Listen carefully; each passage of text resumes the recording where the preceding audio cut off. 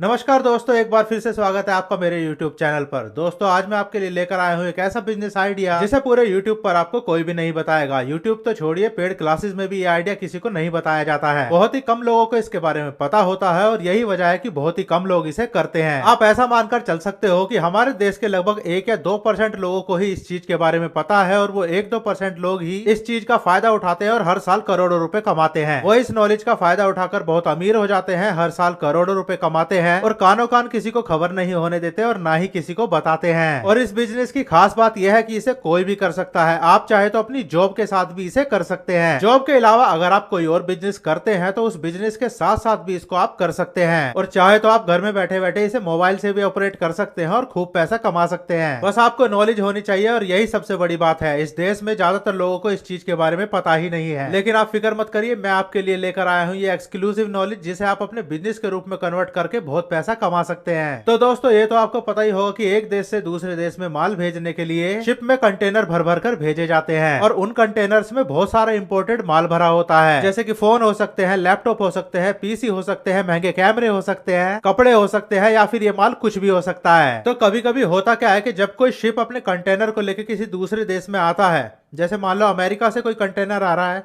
और वो इंडिया के अंदर आया है, तो कभी कभी किसी कमी की वजह से या कह लो कि किसी इलीगल एक्टिविटी की वजह से या फिर आप मान सकते हो किसी कागजी कमी की वजह से या फिर किसी भी कमी की वजह से वो कंटेनर कस्टम डिपार्टमेंट के द्वारा जब्त कर लिए जाते हैं। तो जब भी कोई कमी हो जाती है तो ऐसी स्थिति में कस्टम विभाग पूरा का पूरा माल जब्त कर लेता है और कस्टम विभाग के जब्त करते ही वो माल एक सरकारी माल बन जाता है। अब चूंकि कस्टम विभाग के लिए नॉर्मल प्रोसेस है, वहां पर तरह तरह का माल टाइम टू टाइम जब्त होता ही रहता है, क्योंकि बहुत सारा माल टाइम टू टाइम आता जाता रहता है और कभी ना कभी किसी न किसी कंटेनर में कोई कागजी कमी या कोई इलीगल एक्टिविटी निकलती ही रहती है। तो इस तरह से जब्त कर करके कस्टम विभाग के पास बहुत सारा माल इकट्ठा हो जाता है। महंगे कैमरे, महंगे मोबाइल, महंगे शूज, महंगे कपड़े, माल का भरा हुआ पूरा कंटेनर का कंटेनर होता है और उसमें बहुत सारी लॉट होती है। और आपने मार्केट में ये वर्ड जरूर सुना भी होगा कि लॉट का माल आया है। आखिर ये लॉट का माल होता क्या है? यही माल होता है जो लॉट के रूप में बिकता है। अब आप खुद ही सोचिए, साल भर जब्त कर करके कस्टम विभाग के पास तो बहुत सारा माल इकट्ठा हो जाता है, तो कस्टम विभाग इस सारे माल से छुटकारा पाने के लिए इनकी नीलामी करता है और बहुत ही कम रेट में ये माल नीलाम कर देता है। आप ये मानकर चलिए कि अगर उस नीलामी में 2 लाख का आईफोन नीलाम हो रहा है तो वो आपको 10, 12 या 15 हजार रुपए तक में मिल ही जाएगा। पर शर्त ये होती है कि आपको पूरी की पूरी लॉट खरीदनी होती है। एक सिंगल आईफोन मांगोगे तो वो नहीं देंगे और आपको इन फोनों का बकायदा बिल मिलेगा। यानी आप कोई भी माल खरीदोगे तो उसका बकायदा आपको बिल मिलेगा और लीगली आप उस माल के मालिक होंगे और उसके बाद आप स्वतंत्र होंगे कि आप चाहे तो इस माल को बेच दें या यूज कर लें। यानी कि इस माल को खरीदने के बाद आप आराम से इसको पूरे देश में कहीं भी बेच सकते हो।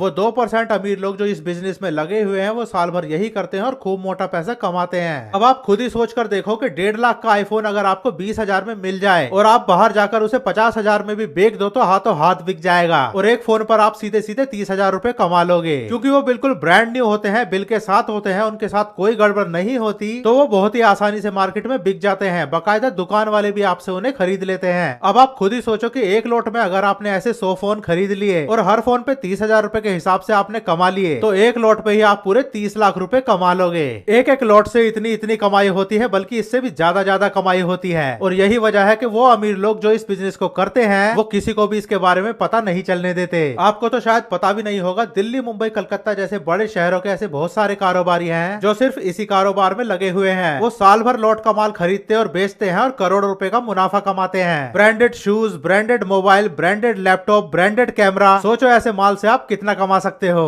अब आप ये सोच रहे होंगे कि अगर इसमें इतना ज्यादा मुनाफा है तो अमीर लोग हमें इसमें आने ही नहीं देंगे, हमारा तो कोई चांस ही नहीं बनता है। तो ऐसा बिल्कुल भी नहीं है, इस बिजनेस में ऐसा बिल्कुल भी नहीं है। देखो, कस्टम डिपार्टमेंट की जो नीलामी होती है वो बिल्कुल फेयर नीलामी होती है। जो उस नीलामी को जीतता है लॉट का माल उसी को मिलता है और यही कस्टम विभाग की खास बात है। अगर आप नीलामी जीतोगे तो माल आप ही को मिलेगा, टेंशन की कोई बात नहीं है। बस होता यह है कि लोगों को इसके बारे में बिल्कुल भी नॉलेज नहीं है और कुछ ही लोग इस नॉलेज का फायदा उठा रहे हैं। तो अब सवाल ये उठता है कि ये नीलामी आखिर होती कहाँ है और कब कब होती है और कैसे होती है और आप इस नीलामी में कैसे शामिल हो पाओगे। तो इसके लिए आपको जाना होता है कस्टम विभाग की वेबसाइट MSTC पर। जब आप MSTC की वेबसाइट पर जाओगे तो वहां जाकर देखोगे कि कस्टम विभाग वहां पर रोज सैकड़ों नीलामियों की अपडेट करता है। अलग अलग प्रोडक्ट की सैकड़ों नीलामियां वहां पर रोज होती हैं और जिस भी प्रोडक्ट की वहां पर नीलामी होने वाली होती है उसके बारे में वहां पर पूरी डिटेल दी गई होती है कि नीलामी कब होने वाली है, कैसे होने वाली है, उसका टाइम क्या है और कितनी लोट है, कितना माल है, सब कुछ। और खास बात यह है कि नीलामी होने से पहले भी आप बकायदा उस प्रोडक्ट को वहां पे जाकर देख सकते हो और उसके लिए बकायदा वहां पर टाइम दिया होता है। मान लो जैसे नीलामी 8 तारीख को होनी है तो उससे 2 दिन पहले या 1 दिन पहले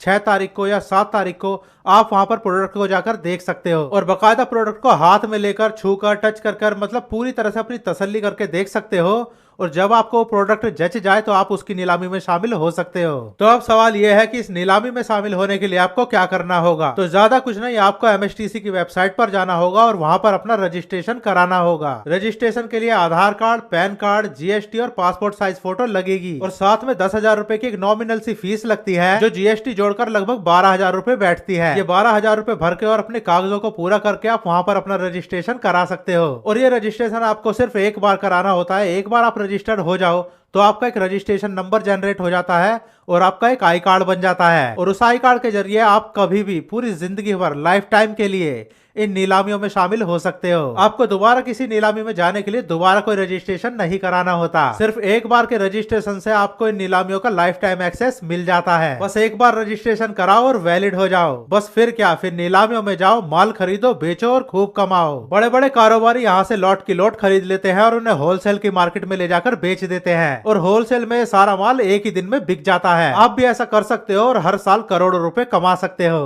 तो बस यही थी आज की वीडियो। तो कमेंट करके बताओ कि आज की वीडियो आपको कैसी लगी। क्या इस नॉलेज के बारे में आपको पहले से पता था और अगर नहीं पता था तो अब ये नॉलेज पाकर आपको कैसा लग रहा है। आपकी इसके बारे में क्या राय है कमेंट सेक्शन में कमेंट करके जरूर बताना और अपने दोस्तों के साथ भी शेयर जरूर करना और चैनल को सब्सक्राइब करना बिल्कुल भी मत भूलना ताकि अगली वीडियो आपसे मिस ना हो जाए। तो आज के लिए बस इतना ही, फिर मिलूंगा एक और वीडियो के साथ। तब तक के लिए बाय बाय।